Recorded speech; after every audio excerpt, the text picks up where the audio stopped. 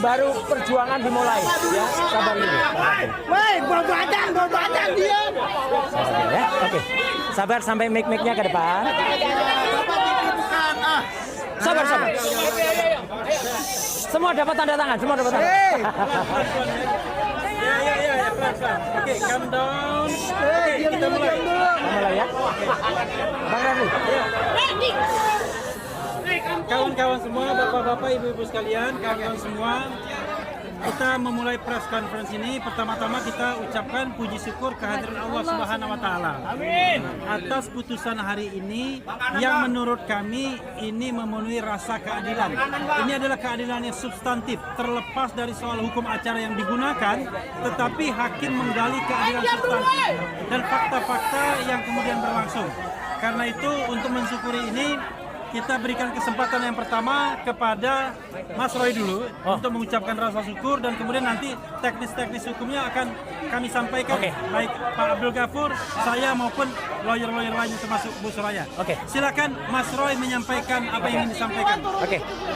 Bismillahirrahmanirrahim. Assalamualaikum warahmatullahi wabarakatuh. Waalaikumsalam. Ya, pertama-tama alhamdulillah hari ini Selasa 7 Juli 2026 adalah dimulainya babak baru dari hukum Indonesia.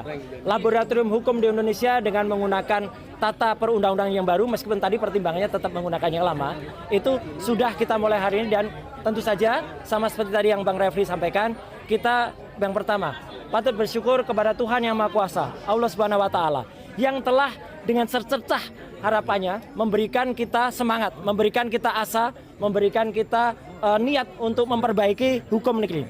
Ini hukum bukan untuk saya, bukan untuk Roy Suryo dan tim kuasa hukum Tokham yang hari ini mendampingi saya, tetapi adalah untuk kita semuanya. Juga untuk sahabat-sahabat pejuang kami yang ada di seberang sana, yang ada untuk Bu Dr. Tifa, yang ada untuk Bu Kurnia, yang ada untuk Mas Rostam, dan juga untuk Pak Rizal Fadilah. Ini adalah untuk kita semuanya. Yang kedua, kami ingin mengaturkan terima kasih atas kebijakan yang luar biasa, pertimbangan kepada hakim tunggal, ya, kalau tidak salah namanya Pak Ketut, ya, kalau tidak salah. Terima kasih, matur suksma Pak Ketut, atas pertimbangannya yang sangat luar biasa. Jadi itu benar-benar sesuai dengan fakta persidangan. Saya nggak perlu ngulangi lagi fakta persidangan yang ada, ya. Dan saya juga mengaturkan terima kasih kepada keluarga saya, ya, istri tercinta, dan juga para kuasa hukum. Di sini ada Mas Refli Harun, ada Mas Abdul Ghafur Sangaji, ada Pak Yasena, ada Bu Soraya, ada Pak Ristan, dan ada semua dalam tim Tokham. Jadi tim Tokham adalah bukan hanya terbatas itu saja. Silahkan untuk teman-teman kuasa hukum yang lain, lawyer yang ingin bergabung, silakan. Kita bersama-sama ingin menegakkan kebenaran. Dan insya Allah hari ini kita mulai dengan langkah kecil untuk suatu langkah yang lebih besar.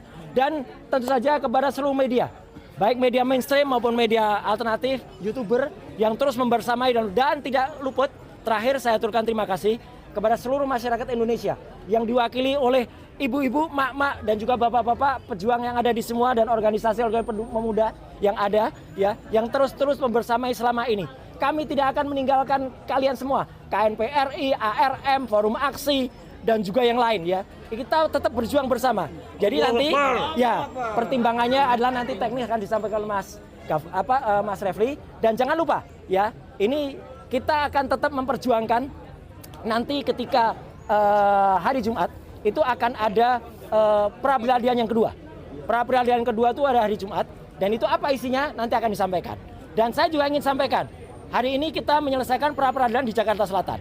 Kita juga akan mengikuti nanti perkara pokok itu di Jakarta Timur.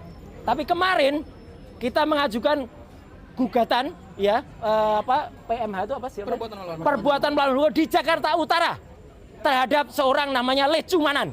Ya, itu sudah kita daftarkan dan muncul reknya adalah nomor 457 /B yang APDT yang ada di Jakarta Utara. Kenapa? Karena dia telah melakukan penyelundupan pasal, dan pasal itu ternyata tidak digunakan. Nanti detailnya mungkin Mas Ghafur akan sampaikan. Dan meskipun tadi hakim sekali lagi menggunakan KUHP lama dan baru, tapi dalam suatu kuhab baru, maka itu namanya apa? Namanya dioplos. Ya, pasti oplos.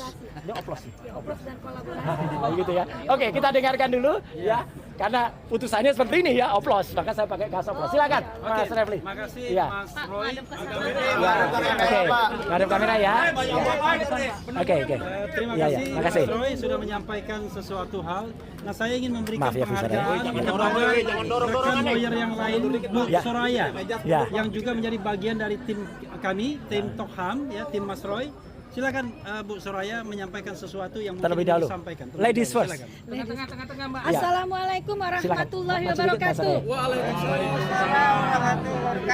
Hari ini kita buktikan bahwa salah satu dari hakim tunggal kita yang menyelenggarakan proses persidangan Prapit ini betul-betul bijaksana, Siap. betul-betul menempatkan kebenaran keadilan di negeri kita ini.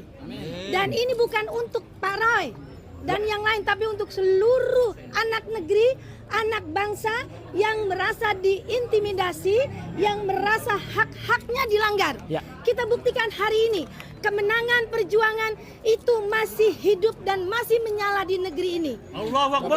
Sementara untuk selanjutnya saya serahkan kepada tim lawyer kita yang lain. Bang Erha. Selanjutnya Bang Erha. Oke. Tengah banget. Ya, saya ingin memberikan kesempatan kepada rekan lawyer yang lain. Bang, langsung Bang Tristan. Bang Resta.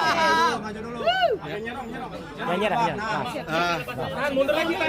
Bang Mega lepas saja Bang. Ya. Lepas saja Bang. Ya. Puji Tuhan, puji syukur hari ini ternyata keadilan itu masih ada di negara kita. Nebeng kayak Kaisar. Ya. Jadi acara pra peradilan selama 7 hari kita sudah berjalan dengan lancar. Alhamdulillah. Pertama-tama kita mengucapkan kepada hakim tunggal yang melakukan pekerjaannya begitu biasa. baik dan lancar, dan ternyata keadilan itu masih ada hingga hari ini. Mudah-mudahan di perkara berikutnya, perkara pokok dan lainnya, ini berjalan dengan baik dan lancar sesuai dengan harapan kita. Ya. Ini masih perjuangan kita masih terus. Ya. Ya. Masih panjang. Nah, itu kita doain aja semoga kedepannya lebih bagus dan lebih bagus. Amin. Terima kasih. Amin. Saya memberikan kesempatan kepada ada tim lain Pak Yasena, tapi Pak Yasena nggak di tempat ya. Oke, ya sudah. Saya berikan kesempatan pada Abdul Ghafur. Ya, Mas Roy dan rekan-rekan media yang saya hormati, alhamdulillah putusan pra peradilan hari ini telah menjawab harapan publik bahwa penegakan hukum dalam perkara kasus ijazah palsu mantan Presiden Joko Widodo, kebohongan termul. dan sekaligus menjawab kebohongan yang selama ini diglorifikasikan oleh pihak sebelah, oleh kubu sebelah, bahwa ternyata adalah perintah penangkapan, penahanan, penggeledahan itu tidak sah secara hukum sehingga patut untuk dinyatakan batal demi hukum. Itu poin yang pertama. Poin yang kedua adalah ini kemenangan adalah kemenangan penegakan hukum. Yes. Bukan kemenangan Mas Roy, bukan juga kemenangan kami kuasa hukum. Tetapi kemenangan penegakan hukum karena perkara Mas Roy ini menjadi laboratorium hukum baru. Ya. Karena kita masuk dalam rezim KUH pidana baru, KUHP pidana baru, sehingga apa yang kemudian kita titipkan lewat perkara ini kemudian bisa menjadi pembelajaran supaya penegakan hukum ke depan harus dilakukan secara proper, due process of law, dan tentu harus mengedepankan prinsip hak asasi manusia. Setuju. Nah, apa yang dilakukan oleh Polda Metro Jaya dengan penangkapan, penahanan, dan penggeledahan itu sesuatu yang sebenarnya kita melihat dari awal adalah sesuatu yang hanya untuk memenuhi kepentingan dari kubu sebelah. Nah, ini Pak Karena jauh sebelum penangkapan, penahanan itu dilakukan, ada satu organisasi advokat, kita sebut saja Pradi Bersatu, Ya. yang sudah menekan Polda Metro Jaya sehingga harus dilakukan penangkapan dan penahanan, dan penangkapan dan penahanan itu justru oleh Polda Metro Jaya tidak dilakukan dengan dasar yuridis yang kuat, argumentasi hukum yang kuat, tetapi hanya karena adanya tekanan politik, adanya pressure dari kelompok-kelompok yang tidak berkepentingan dengan penegakan hukum ini, tetapi kemudian itu diakomodir. Ya. Ini sesuatu yang sangat kita sayangkan. Dan hari ini telah ditunjukkan kepada publik Indonesia bahwa dua lembaga penegak hukum, yaitu Kejaksaan Agung Republik Indonesia melalui Kejaksaan Tinggi DKI Jakarta dan Kejaksaan Negeri Jakarta Selatan, tidak melakukan penahanan. Ya. Dan hari ini yang kedua adalah Pengadilan Negeri Jakarta Selatan untuk pokok perkara pra-peradilan, penangkapan, penahanan dan penggeledahan, ternyata juga permohonan kami dikabulkan. Artinya dinyatakan tidak sah. Kemudian yang ketiga, nanti penjelasannya akan lebih akurat dari Bang Refli. Yang ketiga adalah hari Jumat tanggal 10 Juli 2026 kami sudah akan memulai lagi pra-peradilan yang baru untuk menguji pasal 32 Undang-Undang ITE yang menurut kami itu adalah pasal penyeludupan, pasal entertain yang tidak diperkuat dengan bukti-bukti permulaan yang cukup, sehingga nanti kita buktikan dalam pra-peradilan apakah dasar penetapan tersangka menggunakan pasal 32 Undang-Undang ITE diperkuat dengan bukti atau tidak. Atau jangan-jangan hanya sekedar pasal entertain, karena pelapornya adalah Pak Joko Widodo untuk pasal 32 dan pasal 35. Mungkin itu dari saya, Bang Refli. Jakarta Utara. Ya, dan yang terakhir adalah ada gugatan perbuatan melawan hukum pasal 1365 KUH Perdata yang diajukan oleh prinsipal kami, salah satu pejuang yang hari ini terus tegar dan punya komitmen sesuai dengan komitmennya Bu Tifa, tidak akan melakukan restoratif justice dengan Pak Joko Widodo dan tidak mengakui kesalahan atau plea bargain dalam KUHP baru, yaitu sudah mendaftarkan gugatan perbuatan melawan hukum kepada seorang pendukung Pak Joko Widodo, pelapor dalam perkara ini, yaitu Lechmanan. Dan perkara tersebut sudah terregistrasi dalam perkara perdata, yaitu di Pengadilan Negeri Jakarta Utara, dan akan segera keluar jadwal persidangannya. Kenapa kami melakukan itu dan kenapa dimohonkan oleh Mas Roy? Karena adanya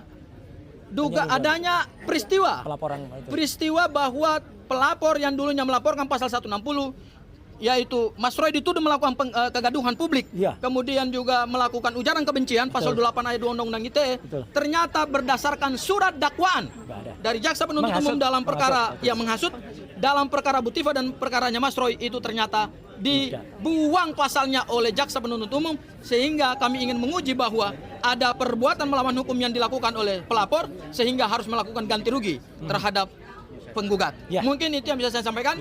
Wassalamualaikum warahmatullahi wabarakatuh.